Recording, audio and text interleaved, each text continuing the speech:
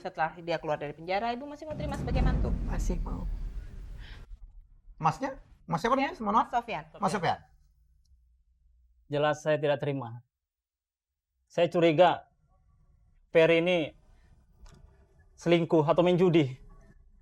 Jangan asal ngomong, ini bulan puasa. Tinggal ngomong Mas. Kalau tidak ada bukti. Oke, saya akan mencoba membantu ya. Itu Ferry, Apa? buktinya untuk apa uang itu? Kamu nggak jujur selama ini sama keluarga kami, kamu nggak jujur.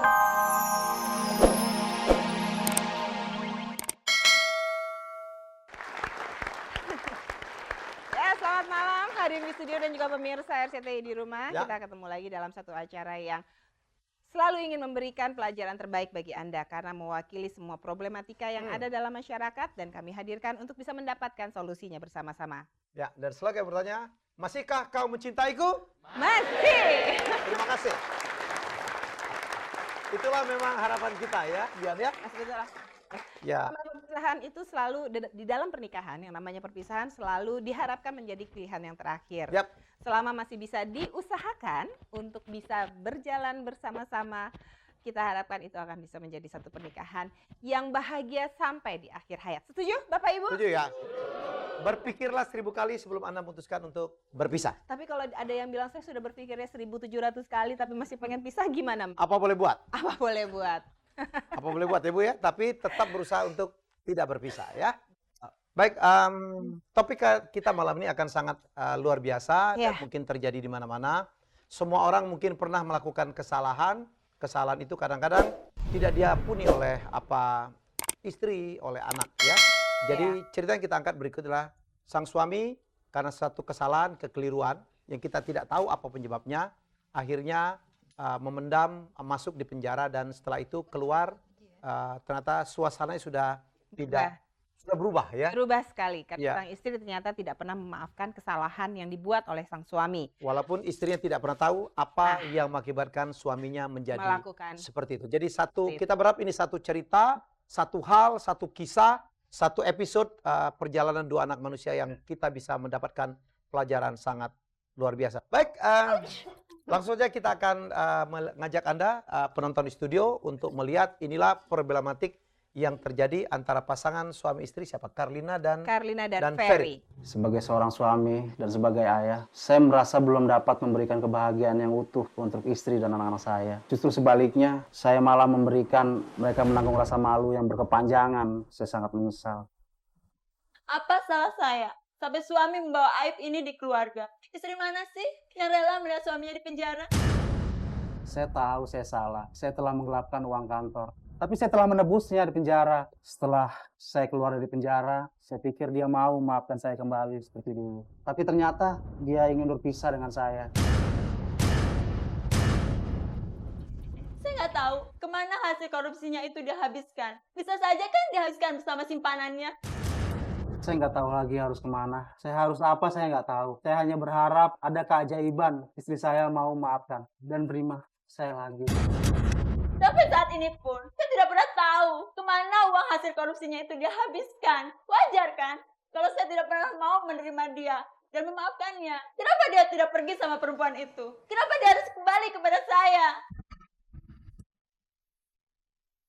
Ya, multidimensional ya persoalan yang melanda sepasang suami istri. Kadang-kadang suami berbuat salah dan istri sangat memaafkan.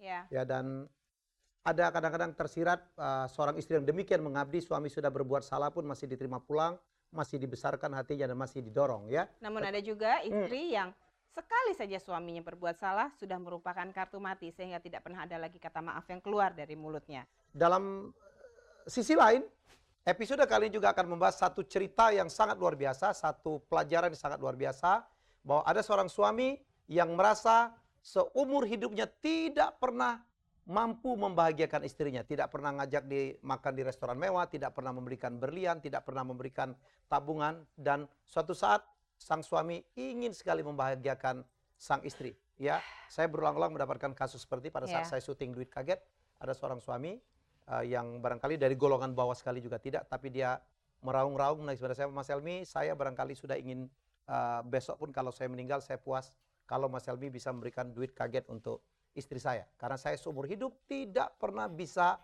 membahagiakan istrinya. Jadi satu perlambangan cinta yang sangat luar Ya. biasa. Inikah pelajaran yang kita bisa ambil malam ini? Mungkin kita akan panggil dulu langsung seluruhnya ya, Mbak. Siapa tadi, Mbak Karina? Mbak Karina Ferry. Dan seluruh keluarga yang mendukung, kami silakan naik ke atas sebentar. Terima kasih dari studio, kami silakan duduk. Ini siapa? Mbak Karlina.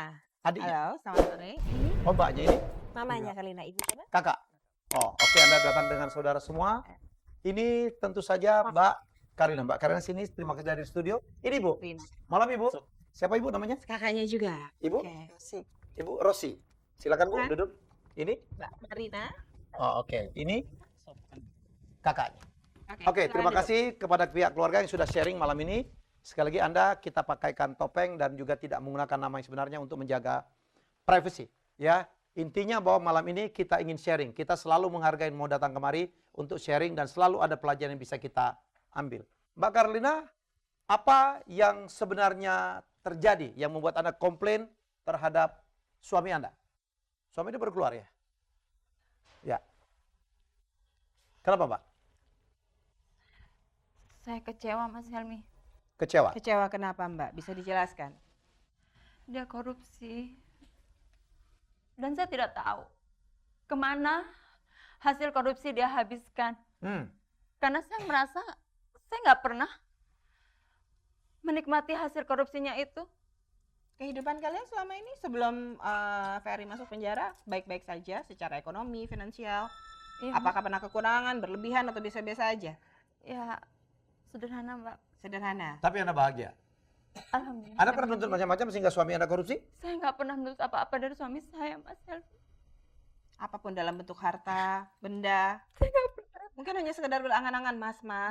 Saya kayaknya seneng deh kalau misalnya punya mobil ini, mobil itu. Saya Pernah? nggak pernah, Nggak Mbak pernah. Dian. Oke, Saya Mbak. nggak pernah. Saya lebih pertegas. Anda kecewa terhadap suami Anda karena dia tidak pernah membahagiakan Anda, ya?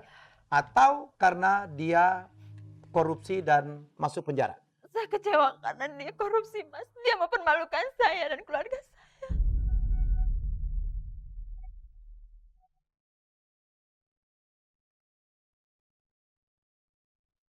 Dan Anda katanya mendapat tekanan yang cukup berat dari pihak keluarga? Iya. Betul, Bu? Tidak juga, tidak terlalu keras kami terhadapnya Tuhan, terhadap Tapi ya, dia. Ibu kecewa dengan apa yang dilakukan oleh mantu Ibu? Sebagai mertua ya kecewa. Ibu malu? Dibilang malu ya malu. Tapi saya harus terima kenyataan ini. Ibu masih mau terima Ferry setelah dia keluar dari penjara? Ibu masih mau terima sebagai mantu? Masih mau.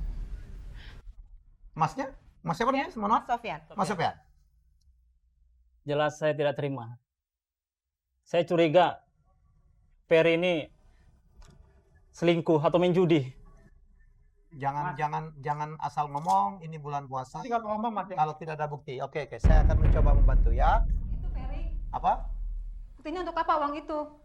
Kamu nggak jujur selama ini sama keluarga kami, kamu nggak jujur.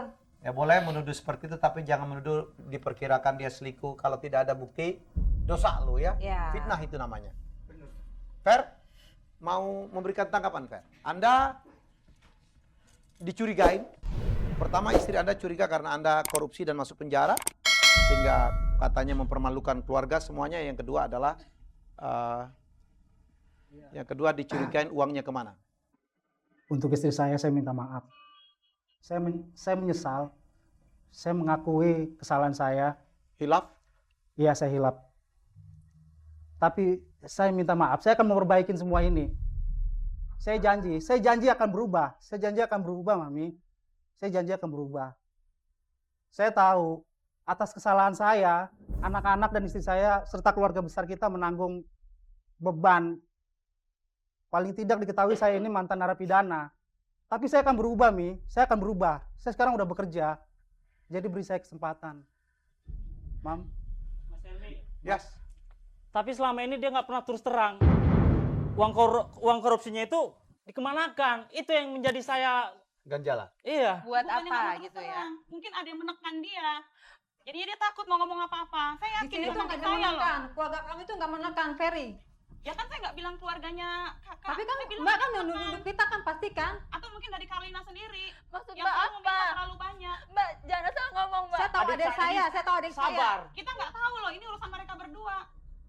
Kalau nggak mungkin. Tapi Anissa Bang, bisa menurut seperti saya. ini. Ini dua hal yang berbeda ya. Saya luruskan pertama bahwa ini masuk penjara karena kesalahannya.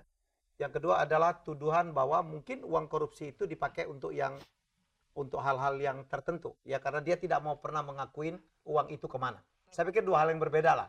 Kalau Anda tidak menerima karena dia pernah melakukan salah, padahal semua manusia pasti pernah berbuat kesalahan. Tidak ada manusia yang sempurna.